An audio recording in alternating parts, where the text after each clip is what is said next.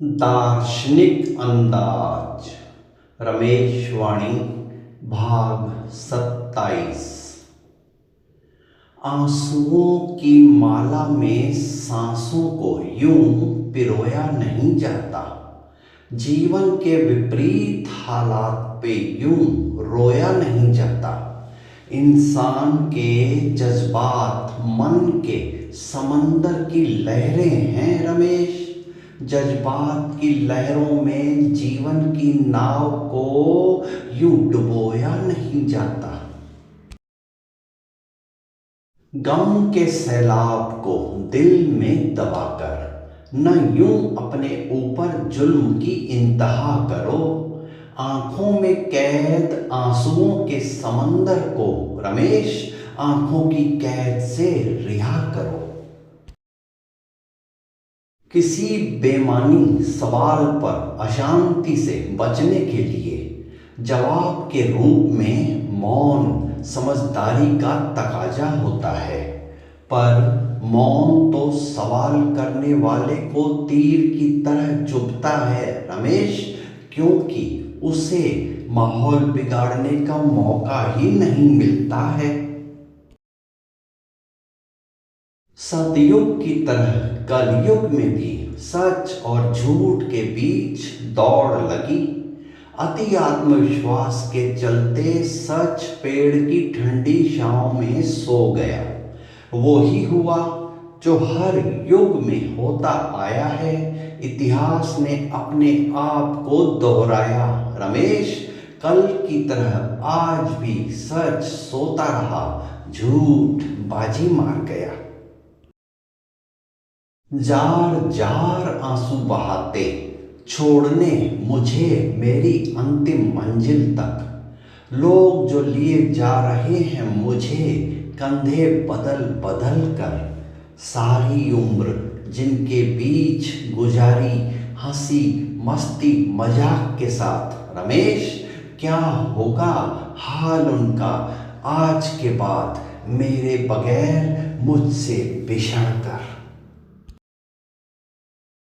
लगी हुई है आग चारों ओर, फैला हुआ है धुआं ही धुआं।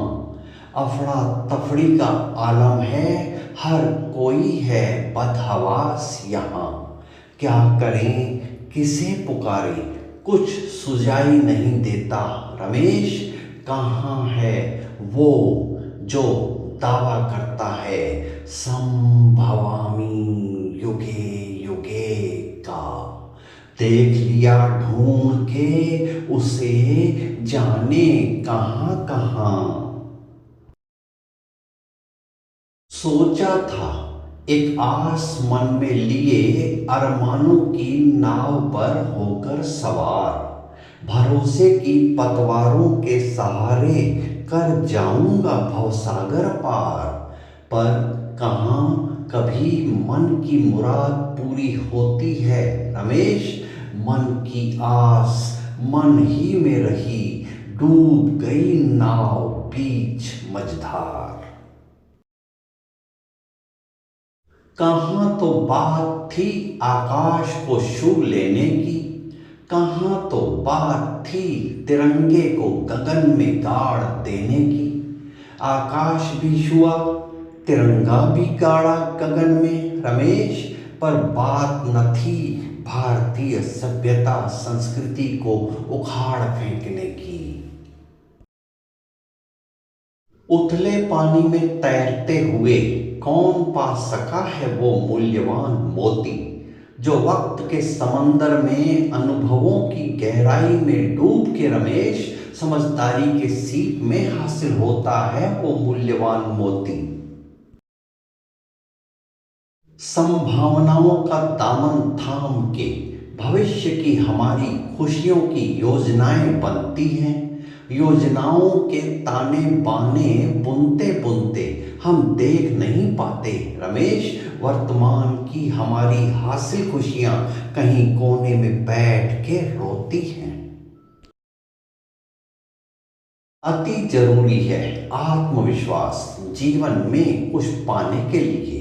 विश्वास और भरोसा दो पतवारें हैं जीवन की नाव चलाने के लिए। पर हर चीज की अति हमारे संतुलन को डगमगा देती है रमेश। अति आत्मविश्वास भी घातक होता है जमीन से हमारे पांव टिकाने के लिए। हमें अच्छा ना भी लगे तो जो है वो ही रहने वाला है। जो है जैसा है वैसा स्वीकार करने में ही भलाई है रमेश। अपना ही जी जला के वरना और तो क्या मिलने वाला है।